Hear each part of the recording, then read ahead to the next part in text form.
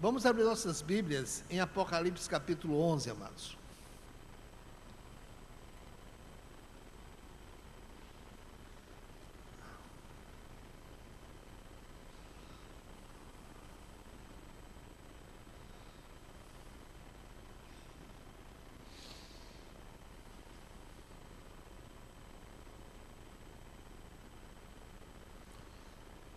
Estudando o livro de Apocalipse, esses capítulos,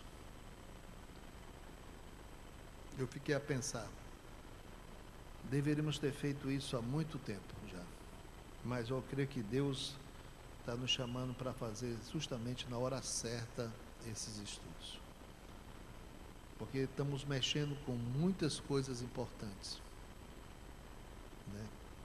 Praticamente estamos adentrando, conhecendo o plano de Deus, o que Ele vai fazer e como é grande a nossa responsabilidade nos dias atuais. Muita misericórdia de Deus em nos dar esse plano dele aberto para nós conhecermos, e eu me sinto mesmo esmagado de tamanha responsabilidade quanto a isso. Vamos ficar em pé, ler Apocalipse capítulo 11.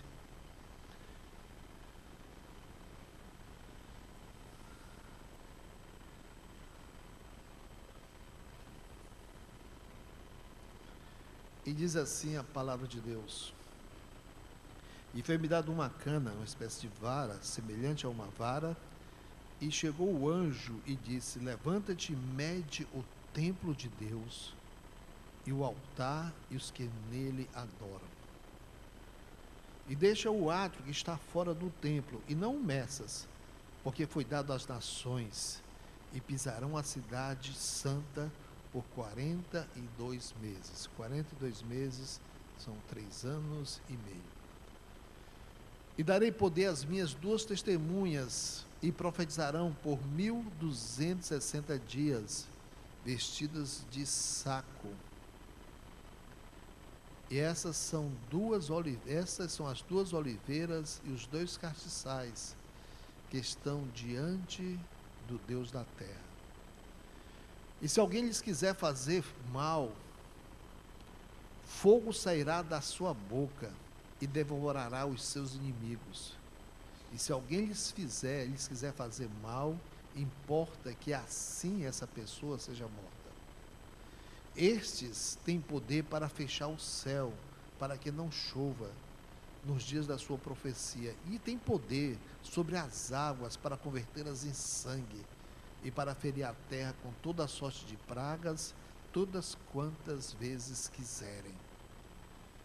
E quando acabar o seu testemunho, a besta que sobe do abismo lhes fará guerra, e os vencerá e os matará.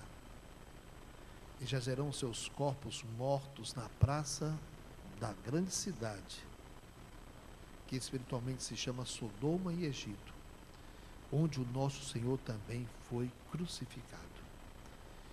E homens de vários povos, tribos e línguas e nações verão seus corpos mortos por 3 dias e meio. E não permitirão que os seus corpos mortos sejam postos em sepulcros. E os que habitam na terra se regozijarão sobre eles e se alegrarão, e mandarão presente uns aos outros, porquanto estes 2 profetas tinham atormentado os que habitam sobre a terra.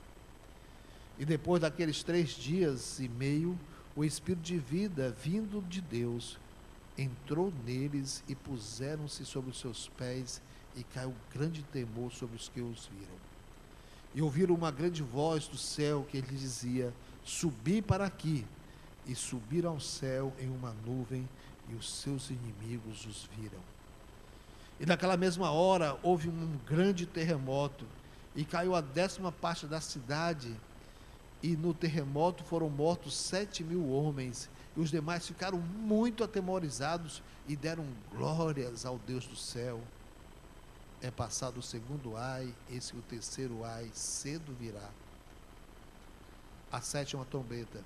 E o 7º anjo tocou a sua trombeta, e houve no céu grandes vozes que diziam: Os reinos do mundo vieram a ser do nosso Senhor e do seu Cristo, e ele reinará para todo sempre. E os 24 anciãos que estão assentados em seus tronos diante de Deus, prostraram sobre os seus rostos e adoraram a Deus, dizendo: graças te damos, Senhor Deus Todo-Poderoso, que és e que eras e que hás de vir, que tomaste o teu grande poder e reinaste.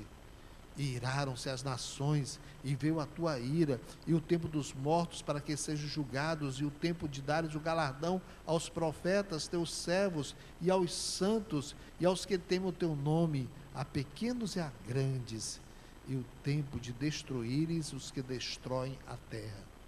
E abriu-se no céu o templo de Deus, e a arca da sua aliança foi vista no seu templo, e houve relâmpagos, vozes e trovões e terremotos e grande saraiva.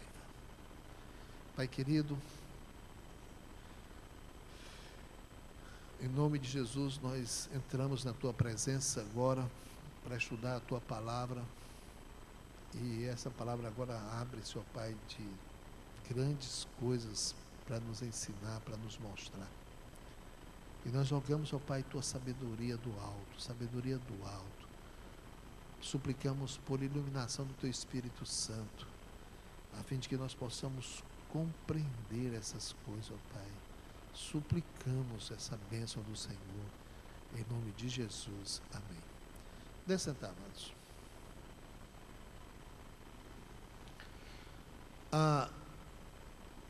Talvez você não tenha vindo todos os dias aqui. Nós temos convidado as pessoas que possam ver essas mensagens no nosso site, né? Nós estamos já na 18ª mensagem do livro de Apocalipse, e a gente sempre tem começado mostrando um gráfico dos eventos descritos no livro de Apocalipse. Há uma cronologia, há uma relação de eventos, né? Então, é sempre bom nós olharmos isso. Aí colocamos sempre para que a gente possa dar uma olhada e possamos rever e depois colocarmos onde é que nós estamos, ou então onde esses eventos estão sendo localizados. Vamos ver como é que nós estamos hoje aqui.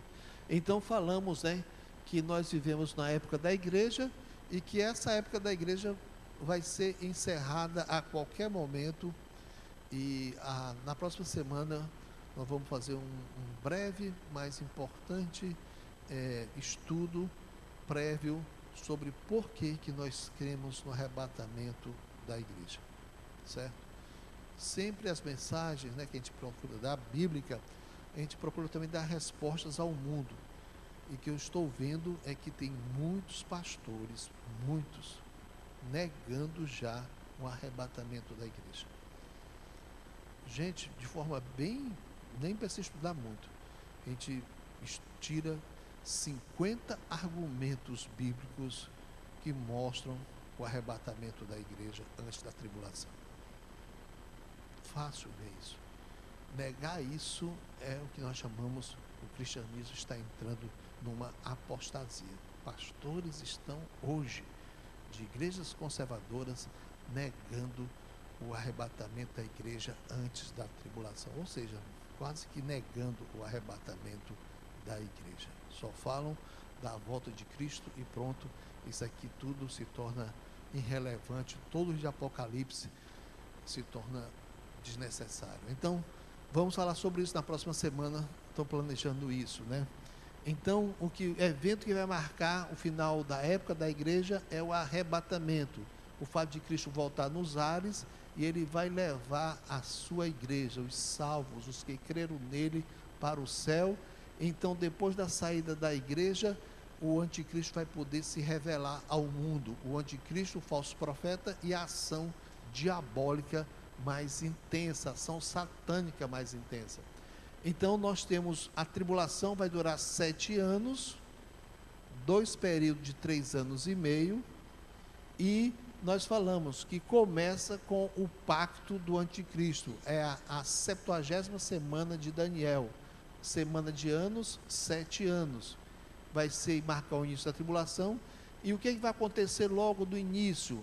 Vai ser a abertura dos 6 primeiros selos, que já estudamos, haverá o ministério dos 144 mil judeus, os remanescentes, capítulo 7 de Apocalipse, e o ministério das tuas testemunhas judias, que nós vamos ver agora, começar a ver pelo menos agora, vai começar aqui, e vamos provar porque começa aqui e não aqui, porque vai começar no início da tribulação. Esses são os 3 anos e meio, a primeira metade da tribulação, e marcam pelos 7 selos e esses acontecimentos aqui.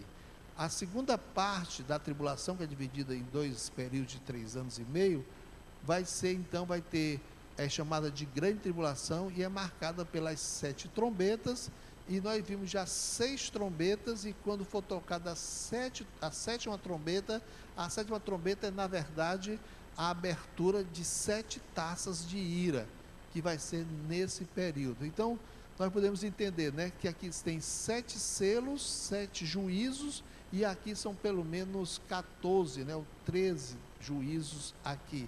Esse período da segunda tribulação é muito mais intenso, os acontecimentos. Termina com a volta gloriosa do Senhor Jesus Cristo, chamamos na parousia, um termo técnico, a volta de Cristo, e Cristo vai implantar o seu milênio, o seu reino de 1000 anos literais, 1000 anos reinando sobre a terra. Então, esse gráfico é para nós lembrarmos que esse ministério das 2 testemunhas judias será aqui, no início da tribulação, embora esteja contando só no capítulo 11. Então, deixe-me ver algumas coisas que eu gostaria de alistar, pelo menos 2 coisas nessa nossa introdução, para lembrar os irmãos. Primeiramente, o livro de Apocalipse fez uma parada na descrição da 7ª trombeta, né?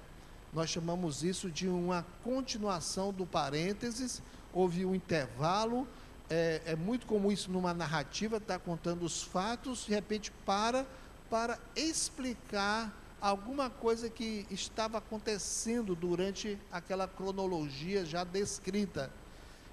Vocês vão ver, depois a gente cada vez vai estudando mais o livro de Apocalipse, nós vamos também conhecendo, entendendo mais. Às vezes essas paradas servem até para revelar eventos que vão acontecer depois, né? Porque é isso mesmo, o sentido é esse, é abrir um parênteses para dar uma explicação, ou de uma coisa acontecida antes, paralela àqueles acontecimentos, ou anunciando uma coisa que vai acontecer ainda depois, também tem essa explicação. Havia explicado sobre os 144 mil que são selados no início da tribulação, no capítulo 7, né? Os remanescentes judeus, quando o anticristo se revelar e ele fizer um pacto com Israel para a construção do templo, haverá uma conversão de 144 mil judeus a Jesus, ao Cristo, a Yeshua, Hamashia, ao Jesus Cristo, e esses serão os pregadores daquele período, embora a multidão, os judeus de todo o mundo, de Israel de todo o mundo, estejam formando um pacto com o anticristo, achando que o anticristo é, na verdade, o Messias prometido.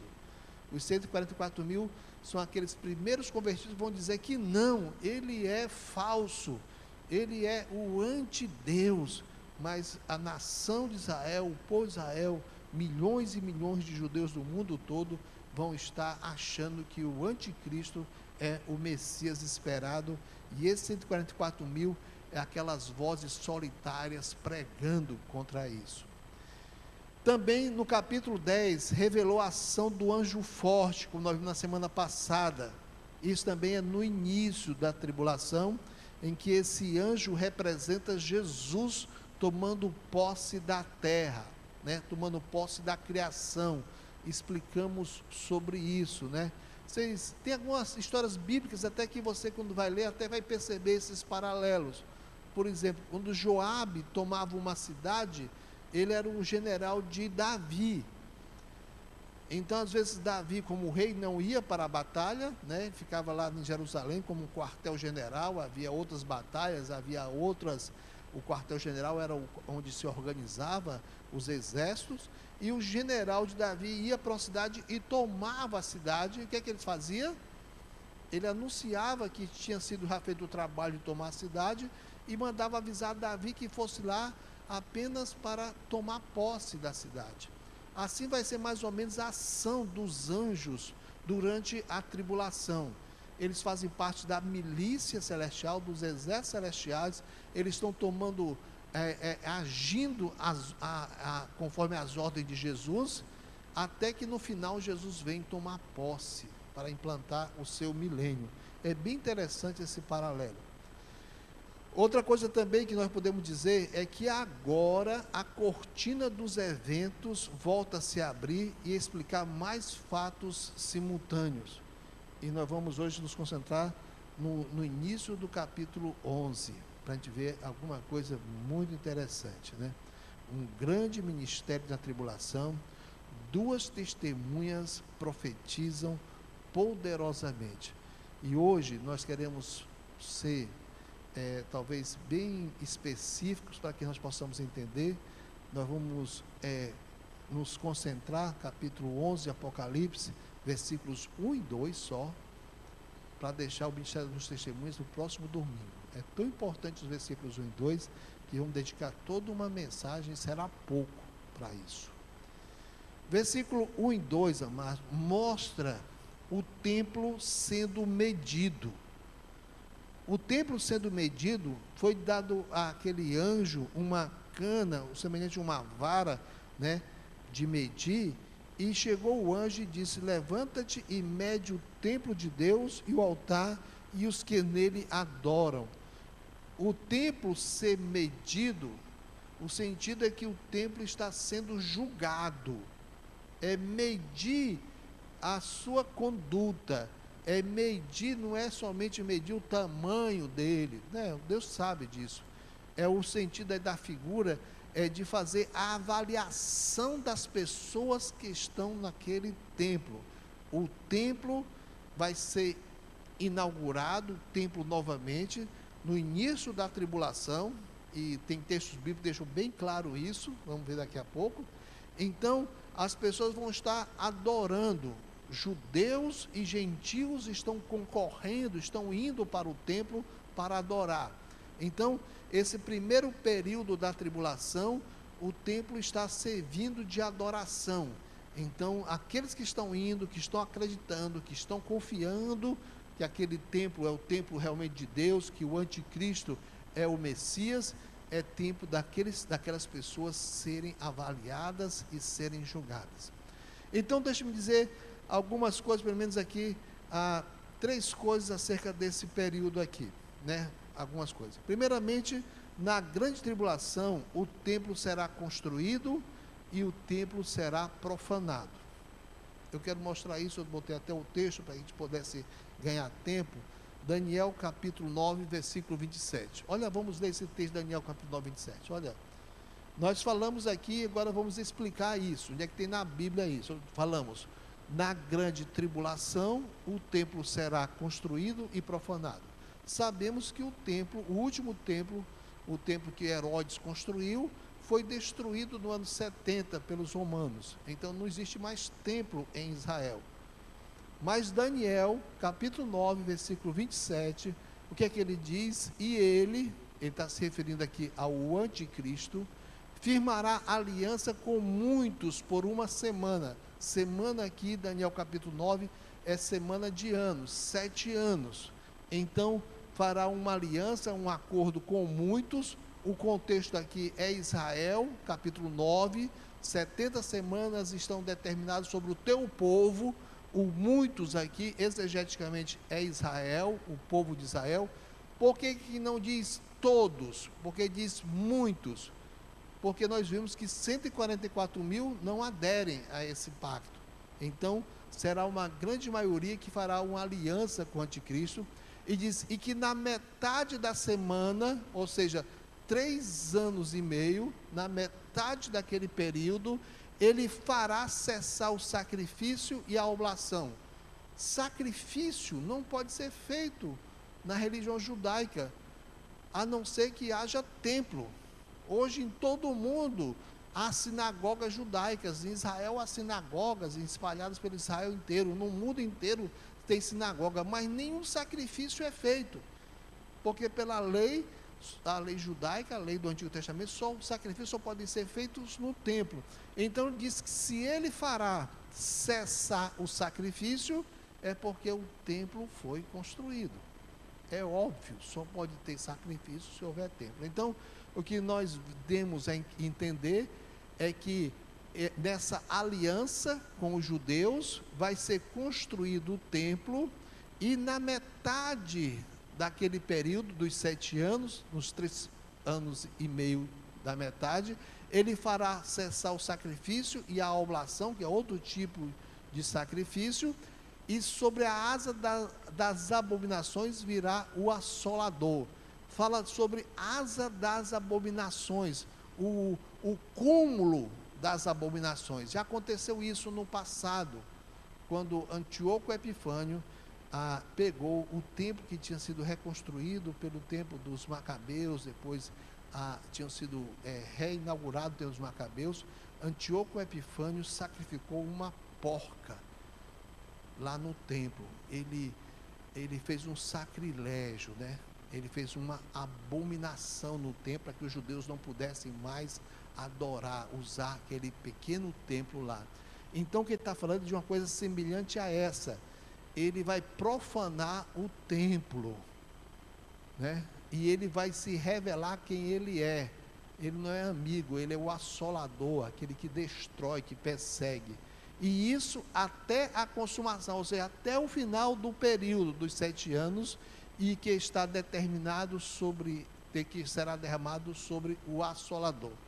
Então, Daniel 9:27 é um texto, né, magnífico, quando nós usamos em comparação, entendendo no livro de Apocalipse. Então, o anticristo vai surgir, Israel, judeus de todo o mundo vão pensar que ele é o Messias, ele vai fazer um pacto com eles, vai reconstruir o templo, e eles são todos alegres com isso, até o meio período, até a metade da tribulação, que ele vai revelar quem ele é, e vamos ver agora mesmo como é que vai ser isso.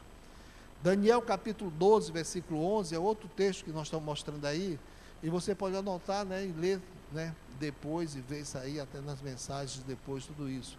Daniel 12, 11 diz: e desde o tempo em que o sacrifício contínuo for tirado, entende isso aqui? Quando é que começou o sacrifício? Quando construiu o templo. Então o sacrifício está sendo feito todos os dias. Na metade desse período, o sacrifício contínuo vai ser interrompido e vai ser posta a abominação desoladora. Foi chamado de que asa da abominação no versículo anterior, e agora diz posta a abominação desoladora, e haverá 1290 dias.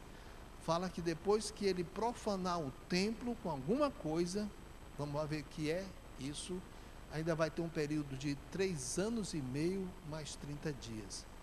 É também uma coisa que eu estou falando. A tribulação vai durar 7 anos.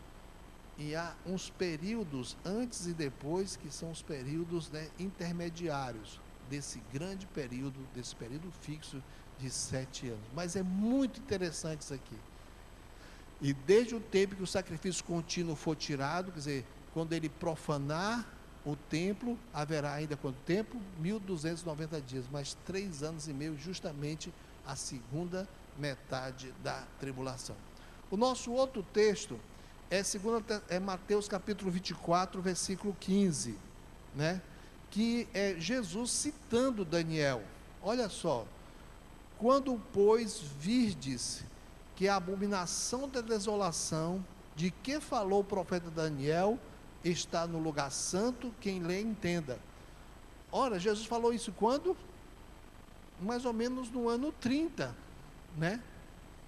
Então ele não estava se referindo a nenhum evento do passado, ele estava falando de algum evento futuro. Então o que aconteceu depois de Jesus? O templo foi destruído e nunca mais houve templo. Ele está falando de um tempo futuro, em que aquele templo de Jerusalém vai ser reconstruído e que vai ser novamente profanado. É interessante, falou o profeta Daniel: vides a abominável da desolação, haverá uma coisa que vai ser pior, mais uma profanação ainda mais perversa do que foi a de Antíoco Epifânio no passado, né? Antíoco Epifânio disse: qual que é o animal que os judeus abominam como sendo imundo? Esse é porco. Então ele pegou uma porca e mandou sacrificar no altar do sacrifício, né? Profanou, para dizer: ninguém mais adora a Deus aqui, né? E Jesus falando depois disso, ele vai ter ainda uma coisa pior naquele tempo, quando chegar naqueles 3 anos e meio, na metade da tribulação, que vai marcar para sempre a vida dos judeus, né? Então, vamos lá, 2 Tessalonicenses capítulo 2, versículo 4, que abominação é essa? Que abominação será essa? Que profanação mais terrível vai acontecer? Está aqui. O anticristo, o qual se opõe e se levanta tudo contra tudo que se chama Deus ou se adora, de sorte que se assentará como Deus no templo de Deus, querendo parecer Deus. Na metade da tribulação, os judeus estão lá fazendo sacrifício ao Deus de Israel, né? Estão dizendo, né? Yahweh, Adonai, Hashem, adorando, e tudo sob os auspícios, a proteção do anticristo, e eles pensam que ali é o Messias. Só que quando chega na metade da tribulação, o anticristo vai chegar no templo e dizer: nada de Yahweh, nada de Hashem, nada de Adonai, eu sou o Elohim, eu sou Deus. Aí é que vai ter o grande período que os judeus olharão, dirão: ele não pode ser Deus, ele está querendo se parecer com Deus, se fazer de Deus. Ele só pode ser Satã, ele só pode ser o diabo. E aí é que nós explicamos para os irmãos, né, que se cumpre a profecia de Zacarias, né, que eles olharão para aquele que eles feriram. Cadê o nosso Messias? Se apareceu já o anti-Messias, cadê o nosso Messias? E eles olharão para o passado e dirão: nós matamos o nosso Messias. Aí é que vai começar a conversão em massa de Israel, e vai começar o quê? A grande perseguição do anticristo contra Israel. Gente, maravilhoso entender isso, né? Como os textos se completam. Então vamos para Apocalipse capítulo 11, versículo 1. E foi-me dado uma cana semelhante a uma vara, e chegou o anjo e disse: levanta-te e mede o templo de Deus e o altar e os que nele adoram. Deixa eu ler ainda um pouco do versículo 2. E deixa o ato que está fora do templo, não o meças, porque foi dado às nações. Quando mede o templo, mede o povo de Israel. E o versículo 2 fala dos atos dos gentios, o julgamento dos gentios. Então aí começa o julgamento de Israel. Eles mataram o Messias, eles rejeitaram o Messias, e agora eles creem no Messias, mas vai custar o couro, vai custar a pele, vai custar o sangue deles. Vai começar aí um período, né? Nossos pecados têm consequências. Olha, eles vão se arrepender, eles vão crer no Messias, mas vão crer na época errada. Era para terem crido agora. O judeu pode anunciar Jesus, crer em Jesus como Yeshua. Eles vão fazer isso só na tribulação, essa grande maioria, e aí vão ter que pagar caro. É como os gentios também. Os gentios que rejeitam Cristo agora, que então não conhecem a Cristo, vai acontecer duas coisas com as pessoas que ficam aqui. Os que nunca tinham entendido verdadeiramente a palavra, podem se converter, mas vai custar o pescoço deles, porque quando eles se converterem, o anticristo vai exigir a marca do anticristo na mão, na testa deles, e quem não fizer isso, ó, morre a família, será perseguido. Ou então, aqueles que conheceram essa verdade e rejeitaram, o espírito do erro vai entrar neles e eles vão adorar irremediavelmente o anticristo e serão perdidos para sempre. E notem isso.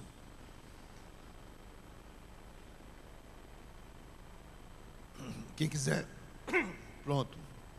Quem quiser estudar melhor sobre isso, 2 Tessalonicenses capítulo 2, sei mais sobre isso. Um dia vamos voltar a falar sobre isso. Então, essa medição, julgamento, revelará o engano dos judeus. Medem e eles são achados em falta, estão adorando o representante do diabo, estão adorando o anticristo, e agora voltam-se para Deus, e vai começar agora, por amor a Deus, por sua fé, vão ser perseguidos e vão ser mortos. E como a Bíblia diz, nunca no mundo houve uma perseguição, um sofrimento, um assassinato em massa de judeus como haverá na tribulação. Então o holocausto perderá é feio para o que vai acontecer com os judeus na tribulação.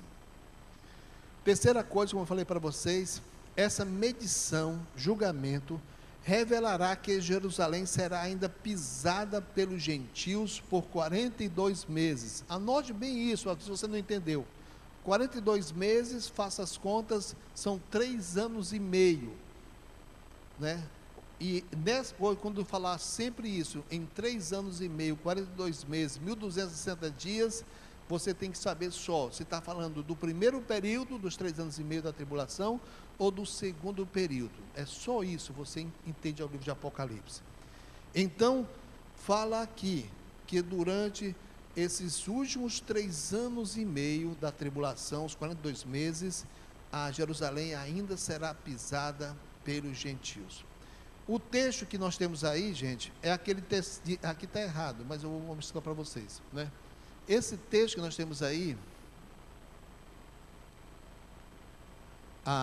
não é Apocalipse 13:5, é 2 Tessalonicenses 2:4 que lemos. Aqui a gente é só para a gente comparar. Vamos lá para Apocalipse capítulo 13, versículo 5, certo?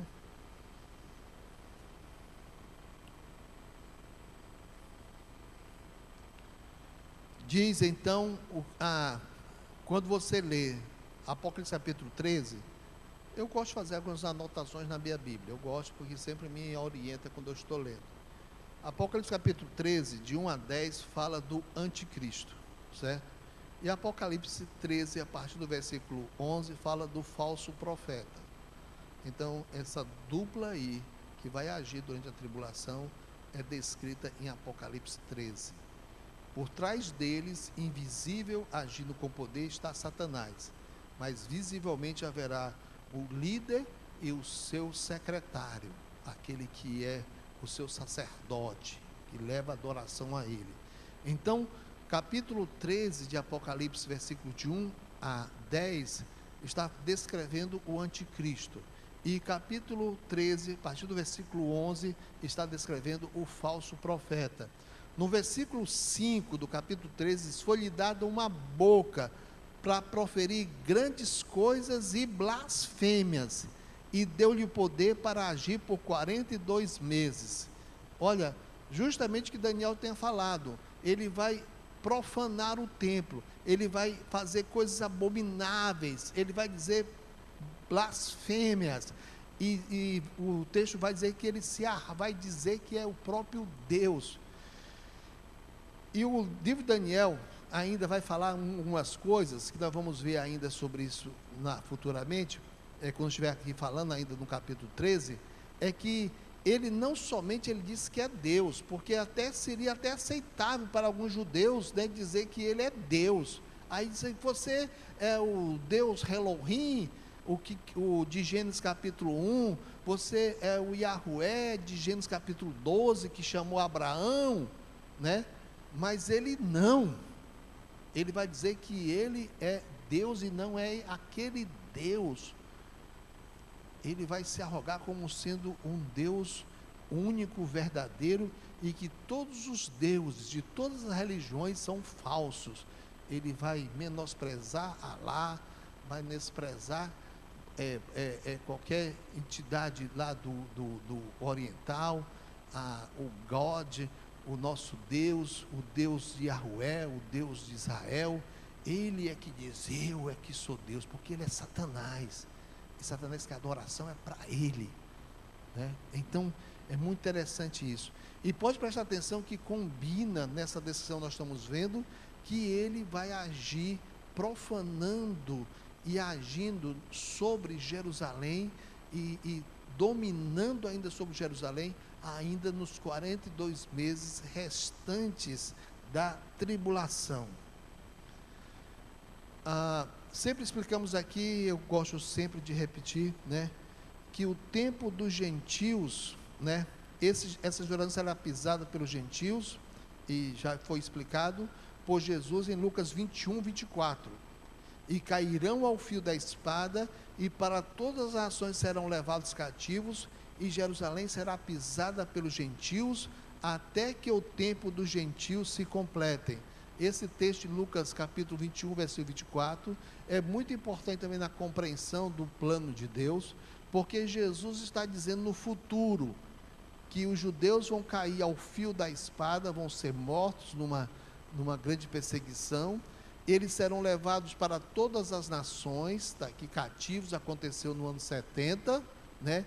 E Jerusalém será pisada pelos gentios, será humilhada pelos gentios, até que o tempo dos gentios se completem. Então nós temos algumas profecias se realizando parcialmente, né, como no dia de hoje, a volta dos judeus. O pastor Ion vai falar sobre isso na terça-feira, e esses judeus estão voltando, e Israel já foi restabelecido em 1948, em 1967 Jerusalém foi reunificada, e Jesus diz que Jerusalém ainda será pisada pelos gentios, está sendo pisada ainda pelos gentios. Os judeus, quando a gente fala sobre isso lá em Israel, eles dizem: não, nós já temos o nosso país, nós temos o nosso primeiro-ministro, nós temos o nosso exército, um dos melhores do mundo, nós sobrevivemos a todos os ataques, nós temos poder. E como é que esse Jesus diz que Jerusalém está sendo pisada ainda pelos gentios? E é só a gente apontar para eles, né, no coração de Israel, né, entre o Eufrates e o rio do Egito, no território de Israel. O coração de Israel é Jerusalém, e o coração de Jerusalém é o monte do templo, e o monte do templo não está com Israel. Toda vez que a gente faz um programa para visitar Israel, a gente coloca: visita a esplanada do templo. A gente bota observação: se as condições permitirem.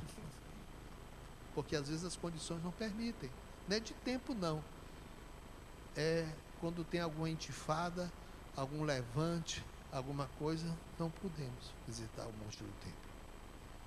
O coração de Israel, que é o templo, o local do templo, o templo de Salomão, né, onde Deus derramou a sua glória na inauguração daquele templo, né, onde tem toda a simbologia da fé de Israel.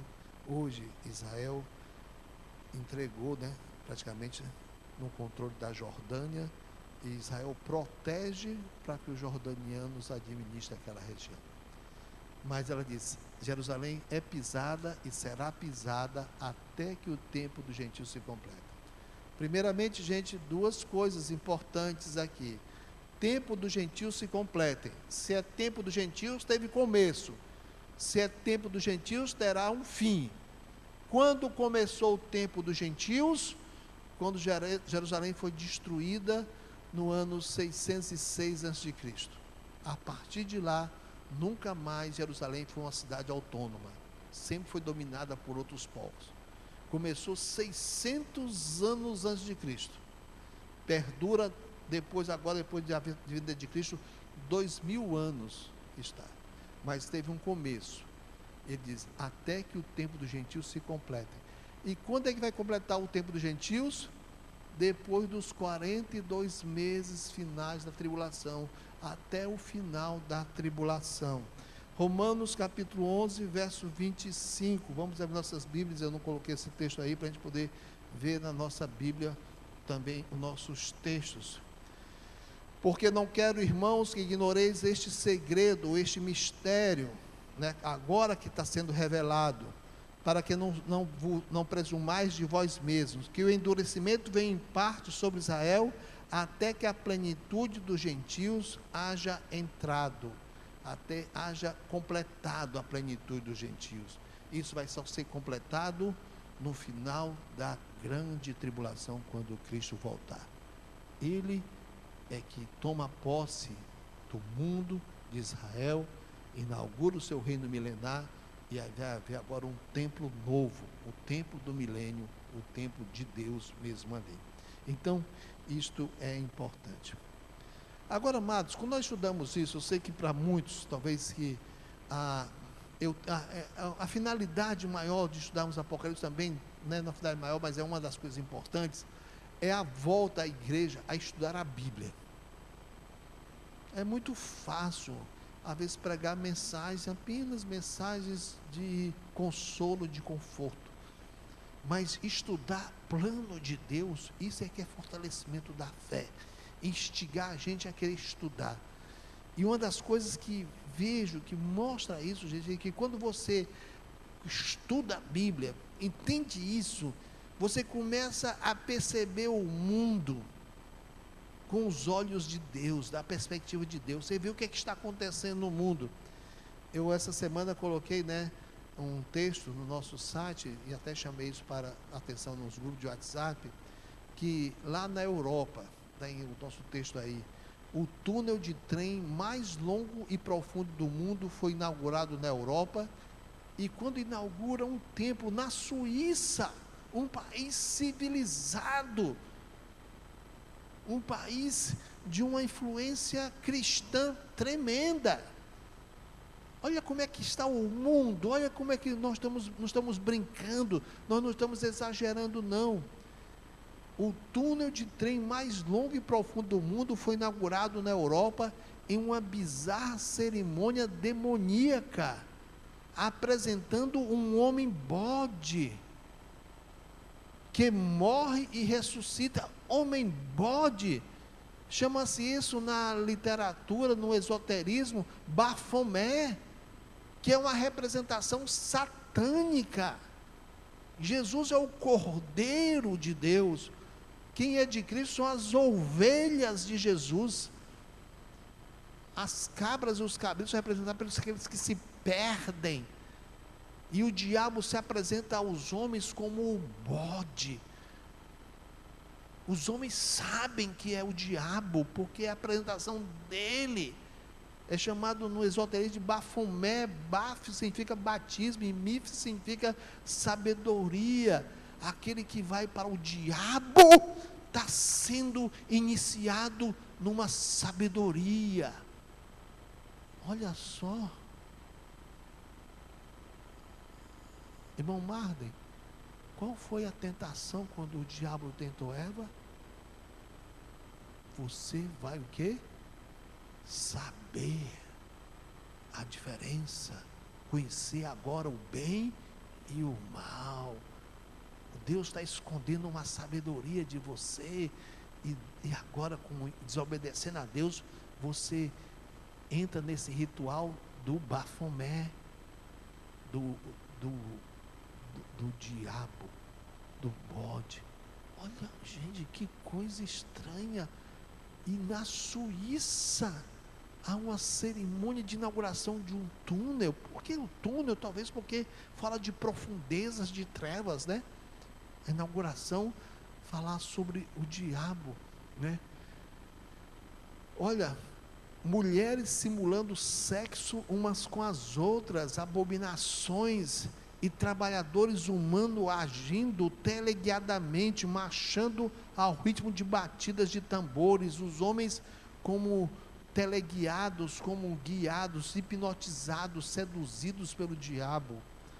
O túnel da base de Gotthard foi inaugurado na Suíça, com trabalhadores do sexo masculino e feminino vestindo macacões laranjas de paraquedistas, marchando roboticamente como soldados, obedecendo às suas ordens. E eles estavam fazendo homenagem a 9 trabalhadores que haviam morrido nesse período lá. E 9 nos roteiristas também é um número cabalístico, é um número também que revela algumas ações diabólicas. Depois aparecem moças e rapazes usando só cueca e calcinha, enquanto 2 mulheres simulam sexo lésbico. Esses indivíduos representam as massas de pessoas que usarão os trens do túnel. Quem vai usar? Todos os tipos de pessoas guiadas, manipuladas pelo diabo.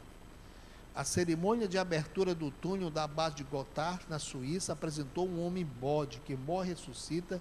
Ele é adorado, ele é coroado como o rei do mundo. O homem bode, que desempenhou um papel tão importante nessa apresentação, tinha uma semelhança impressionante com Baphomet, que eu falei para vocês, que em décadas recentes se tornou um dos principais símbolos para representar Satanás entre os ocultistas. O túnel atravessa o Alpes e diz que é um exemplo genuíno da unidade europeia contra o nacionalismo. Para celebrar a realização, uma cerimônia arrepiante foi exibida na frente, de pessoas importantes. A chanceler da Alemanha, a primeira-ministra da Alemanha, Angela Merkel, o presidente François Hollande da França e o primeiro-ministro italiano Matteo Renzi. Homens cultos, primeiro-ministro dos países, e lá diante de Baphomet, diante do diabo. É esse o mundo que Deus está dizendo, que em breve sairemos, e em breve vai acontecer coisas mais arrepiantes, mais terríveis ainda. Tem um vídeo, nós tínhamos que apresentar sobre essa. Eu não vou apresentar, não, Rodolfo, estamos com o tempo já bem adiantado, mas vamos colocar. Já foi colocado, até não foi o Eulário que colocou no grupo da mocidade, não foi? Vamos colocar no grupo da igreja, depois no site da igreja, esse vídeo, que é a descrição com cenas dessa inauguração desse vídeo. Mas eu queria mostrar uma coisa para você, amado. Não brinque com isso, não. Não pense que eu estou aqui assustando vocês. Eu sou apenas o que eu me considero alguém que está vendo as coisas que vocês estão vendo e apenas alertando, fazendo talvez abrir os olhos disso. Eu vou provar para você. Abra sua Bíblia em Mateus capítulo 24. Mateus capítulo 24. Versículos 23 e 25.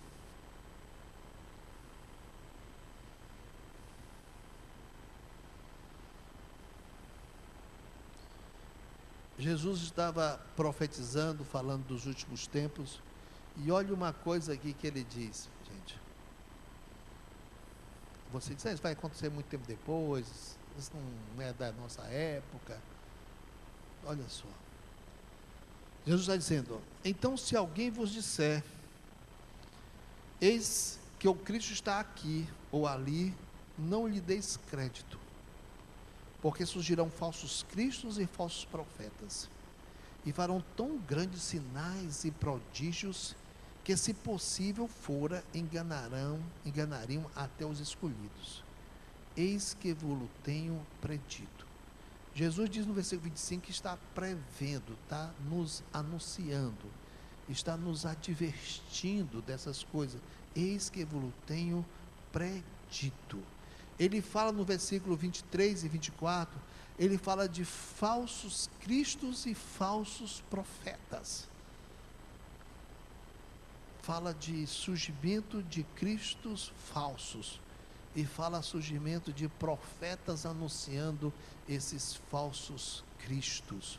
Qualquer Cristo que não é o Cristo bíblico é falso. É falso. Ele diz: olha, tomem cuidado com isso. Nós sabemos que a igreja será arrebatada. Ninguém se engane com isso. E nós sabemos que quando Cristo voltar no final da tribulação, será em grande glória e todo olho verá. Não precisa ninguém apontar, todo olho verá. Haverá um som de trombeta. Esse som de trombeta será tão grande, tão estridente, que será ouvido no mundo inteiro. Não precisa ninguém apontar. Ele está falando sobre isso. Mas, gente, olhe, que eu chamo a sua atenção para o versículo 23. Hoje, então, se alguém vos disser: eis que o Cristo está aqui ou ali, não lhe deis crédito. É mentira. Levante a mão. Quem já ouviu falar de Jesus Cristo aparecendo aos muçulmanos lá nos países muçulmanos e convertendo muçulmanos? Quem já viu isso? Levante o braço, quem já viu essa notícia? Só que tem na internet testemunhos. Cristo aparecendo a muçulmanos e convertendo muçulmanos. Já viu isso? Cristo aparecendo a muçulmanos, Cristo aparecendo. Ele voltou então. Se Cristo era para ficar aparecendo, gente, ele não teria ido ao céu. Ele teria ficado em Jerusalém. Como seria fácil vender grupos para Jerusalém.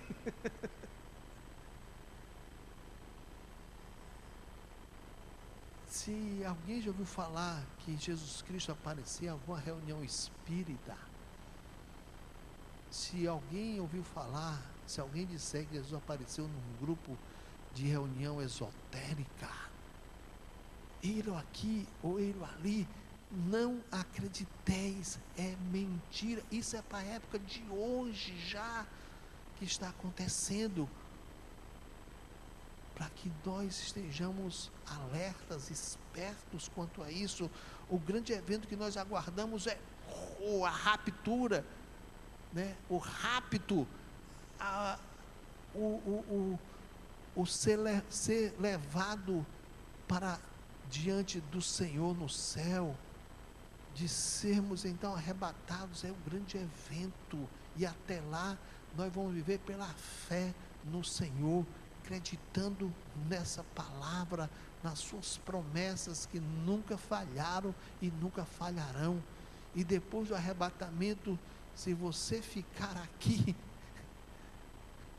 saiba que Cristo vai voltar no final, e não vai precisar ninguém apontar, dizendo que ele está aqui ou acolá, porque todo olho verá. Apocalipse é um livro, como nós falamos no início das nossas mensagens, desse grupo de mensagens, né? É uma revelação para os nossos dias. Vamos pedir a Deus que nos abençoe. Vamos chamar o nosso grupo de louvor. Dá aqui os nossos 8 irmãos do grupo de louvor, principalmente a Carol. Carol, vamos tocar Paraíso e não o Amor.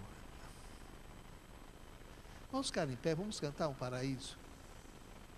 Há esse lugar maravilhoso. Preguemos hoje pela manhã. O céu é uma certeza que existe. O céu é uma certeza que é bom, absolutamente bom. E o céu, nós podemos ter certeza que podemos ir para lá. E o caminho quem é?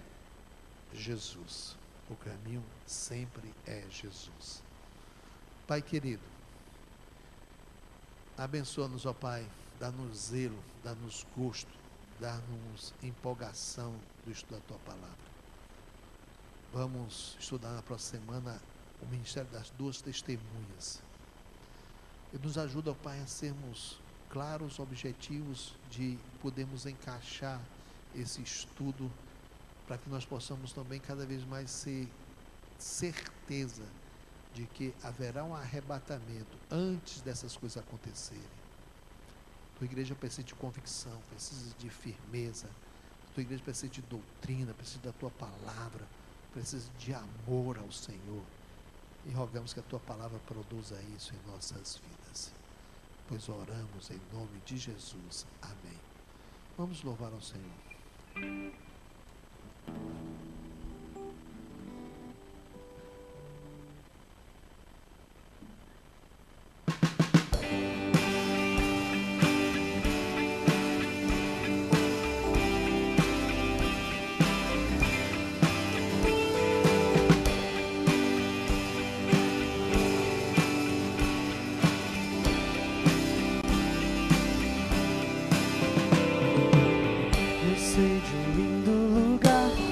As calçadas não servem de abrigo pra criança que alguém rejeitou. Eu sei que nesse lugar não haverá um que seja inimigo, pois ali só existe amor. Eu só queria entender gente que sente prazer vivendo aqui nesse mundo sem paz. Pessoas que pensam ser donas de todo o poder pelo dinheiro que tem pra gastar. Forte. Eu vou pra esse lugar onde não há violência nem medo, nem o sangue inocente se esvai. Eu sei que esse lugar foi preparado pra qualquer pessoa que recebe a Deus como Pai. É tão gostoso saber que Ele espera você, braços abertos pra te dar. Jesus morreu por você, não há mais tempo a perder.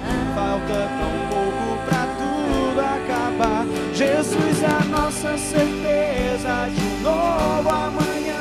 Com Ele a vida é perfeita, a paz nossa irmã. Eu sei que nada acontece sem Ele deixar. A vida que Ele oferece, ninguém pode dar.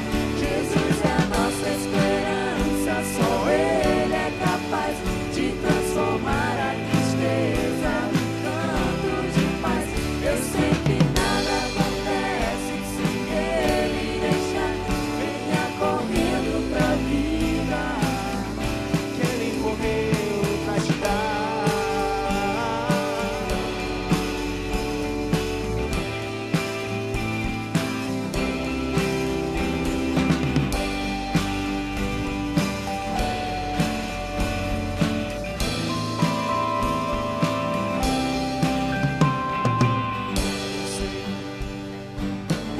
Nada aqui nesse mundo é pra sempre, cada um vai dar por si. É bem melhor garantir a tua entrada na santa cidade. Só assim vai ser fácil subir. Depois é só desfrutar a paz eterna e sentir. Olhar alguém vendo ele, o irmão.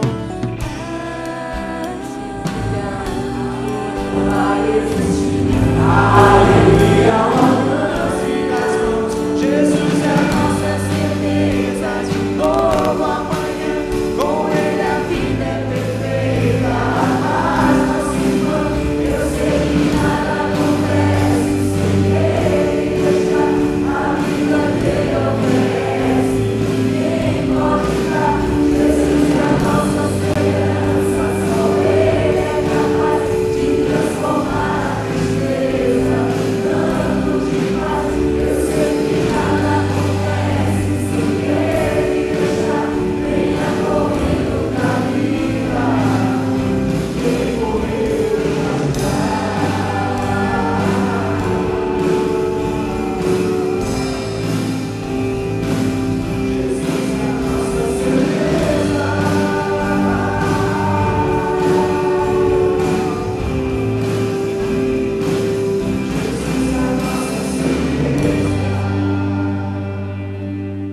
Sim, Senhor, Tu és a nossa certeza. Tuas promessas são fiéis e verdadeiras, e nós cremos e nós estudamos, e quanto mais conhecemos, mais empolgados mais entusiasmados, cheios do teu Espírito ficamos. Te agradecemos, ó Pai, por essas certezas, por esse teu amor em revelar e esse teu amor também de nos provocar para conhecermos o teu plano. Somos muito gratos, ó Pai. Abençoa a tua igreja. Peço, irmãos, sentem-se, vamos ter tempo ainda de oração silenciosa. Sempre nós queremos dar uma oportunidade. Talvez tenha alguém aqui que não fez a sua decisão por Cristo, né? E que você faça a sua decisão por Jesus Cristo, crendo nele como Senhor e Salvador da sua vida, como único Senhor e Salvador da sua vida. A Bíblia diz que nós cremos com o coração no que Cristo realizou por nós. Cremos que Ele, o sangue derramado dele é capaz de perdoar a todo aquele que vai a Ele para pedir perdão. Cremos. E cremos que quando nós acreditamos, confiamos, quando essa palavra se aloja em nosso coração, nós declaramos isso diante dos homens também. Se você, essa palavra de Deus, da salvação somente em Cristo Jesus, da suficiência do sacrifício de Cristo para perdoar os seus pecados, se você crê, se essa palavra está aí no seu coração, no seu interior, você hoje tem a oportunidade de professar isso, de dizer isso. A Bíblia diz que cremos com o coração e confessamos com a boca. Se você quiser fazer ou fez já agora a sua decisão, levante o seu braço, nós vamos orar por você, só para marcar isso. Amém. Se tiver mais alguém, levante o seu braço e vem aqui à frente, queremos orar por você. Fique aqui perto, queremos orar por você. Temos essa oportunidade nesse momento, tá bem? E aí, rapaz, qual é o seu nome? João Paulo. Vou já orar por você, Paulo. Fica aqui, tá? João Paulo está aí levantando o braço, professando. Alguém vai conversar com ele. E lembrando aos irmãos que vamos ter batismo, né? Que já é dia 17 de julho, né? Batismo. E aqueles que vão ser batizados e os discipuladores, falem com o irmão Romildo e a irmã Graça, que são os responsáveis por esse ministério. É imprescindível. Vai ter a ficha de membro, todas essas coisas, organizar tudo isso. Então, faça isso, então, tá bom? Vamos orar, vamos agradecer a Deus pelo culto, e depois a irmã Graça e o irmão Romildo aí vão falar com o João Paulo, e também, se você quiser cumprimentar, né, nosso novo irmão em Cristo, vamos ter essa oportunidade. Pai querido, te agradecemos por esse tempo tão precioso que o Senhor nos deu, e agora também pedimos a tua bênção para a nossa semana. Protege-nos, ó Pai, protege o teu povo, protege nossas famílias, guarda-nos de todo o mal e abençoa-nos a cada dia dessa nova semana, para que possamos adorar o Senhor, respeitar, dar um bom testemunho, enfim, glorificarmos o teu nome. Sê também, ó Pai, com a nossa terça-feira, o nosso encontro dos amigos de Sião, sê com o nosso sábado, encontro da noite dos enamorados, que sejam programações abençoadoras, ó Pai. Nós oramos, agradecendo pela decisão do João Paulo, e agora pelo discipulado, pela preparação dele nessa vida cristã. Pedimos isso, oramos em nome de Jesus Cristo. Amém. Então, estamos encerrando o nosso culto, certo? Fique aqui, João Paulo, ali naquela cadeira aqui, tá?